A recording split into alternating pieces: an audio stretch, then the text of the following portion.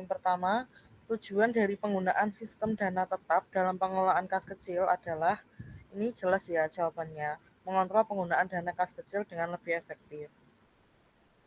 Jadi setiap ada kas kecil yang digunakan juga harus ada buktinya. Dan nanti pada saat pengisian jumlahnya itu harus eh, jumlah akhirnya harus sama seperti jumlah awalnya.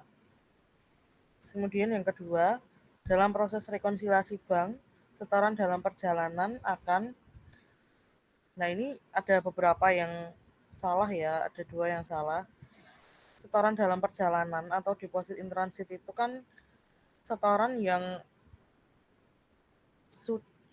apa ya, sudah disetorkan. Jadi dari perusahaan tuh sudah disetorkan. Cuman mungkin disetorkannya itu pada saat sore hari. Jadi mungkin hari besoknya itu bank baru menerima uangnya itu. Jadi pada saat rekonsiliasi bank itu harus menambah jumlah setorannya itu ke dalam saldonya. Kemudian yang ketiga, akun allowance for doubtful account disajikan dalam laporan posisi keuangan sebagai kontra dari akun piutang. Jadi akun kontra itu kan akun yang harusnya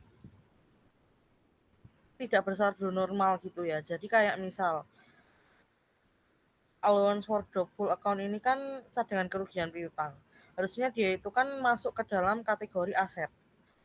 Tapi dia itu mengurangi piutang, makanya dia disebut akun kontra dari piutang usaha.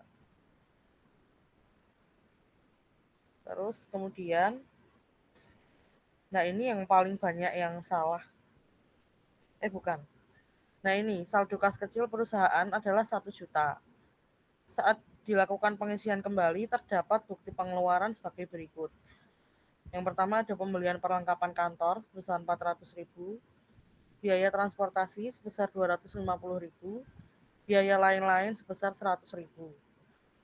Nah, tapi terdapat uang tunai yang tersisa di laci kas kecil, yaitu 220.000. Nah, berapa jumlah uang yang harus ditambahkan saat pengisian kembali? Hasilnya itu 780.000. Sebenarnya ini gampang, tinggal 1 juta dikurangi 220.000. Karena yang tersedia secara fisik kan 220.000. Jadi mau ini totalnya berapapun, tetap yang digunakan yang 220.000 sesuai fisiknya. Tuh. Terus perusahaan menetapkan cadangan kerugian piutang sebesar 4% dari penjualan kredit. Jika penjualan kredit selama tahun berjalan adalah 500 juta, berapakah beban kerugian piutang tahun tersebut? Kalau ini sepertinya semuanya udah tahu ya, dari 4% dikali 500 juta. Nah, kalau ini yang paling banyak salah, saldo menurut bank per 31 Maret adalah 10 juta. Data berikut tersedia. Yang pertama, cek beredar 1.500.000, setoran dalam perjalanan 2 juta, biaya administrasi bank 100.000. Yang keempat, ada kesalahan pencatatan kas masuk 200.000. Berapakah saldo kas yang benar setelah rekonsiliasi? Nah, untuk ini karena saldo yang diketahui ini saldo bank, jadi kita buat rekonsiliasinya itu rekonsiliasi yang menurut bank.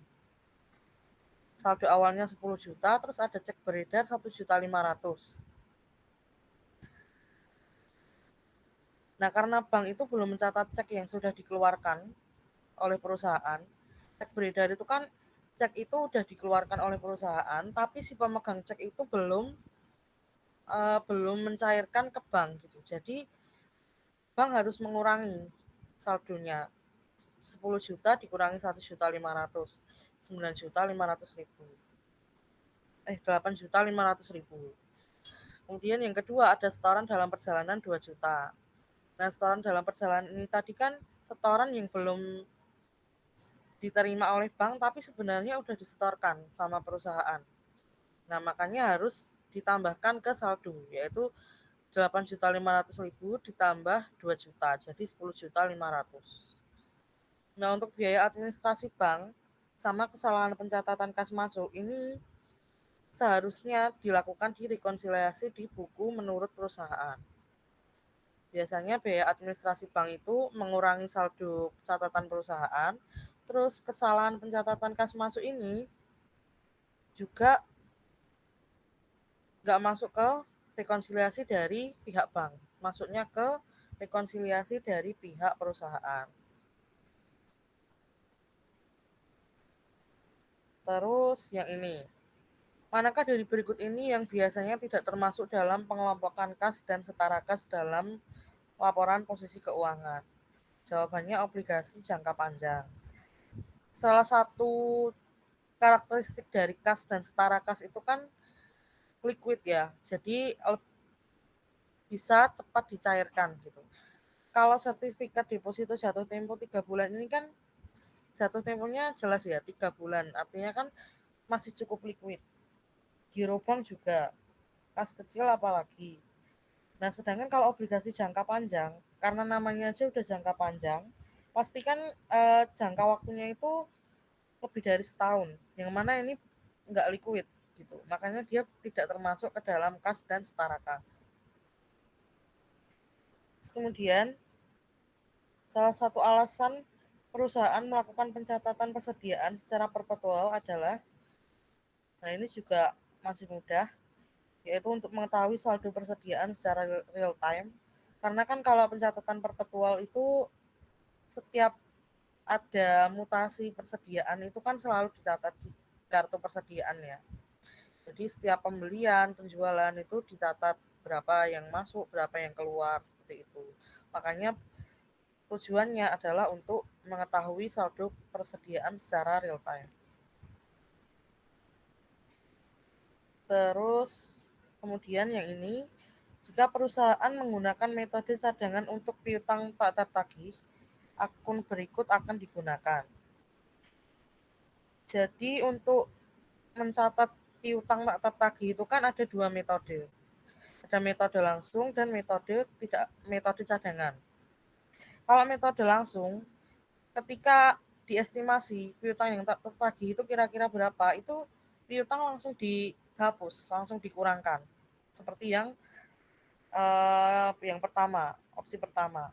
Itu akun yang digunakan kalau metode langsung. Piutangnya langsung dikurangi. Nah, sedangkan kalau metode cadangan, yang menggunakan akun cadangan, belum dihapus piutangnya. Yang digunakan akunnya beban piutang tak tertagih dan cadangan kerugian piutang. Nah, kapan piutang itu akan dihapus kalau pakai metode cadangan? Dihapusnya itu ketika si eh, kreditor itu debitur itu sudah menyatakan kalau dia tidak bisa melunasi utang-utangnya. Nah, itu baru dihapus kalau pakai metode cadangan. Kemudian yang terakhir, item berikut yang akan menyebabkan perbedaan antara catatan kas perusahaan dan laporan bank adalah, ini betul semua ya, cek yang belum diuangkan atau cek beredar tadi.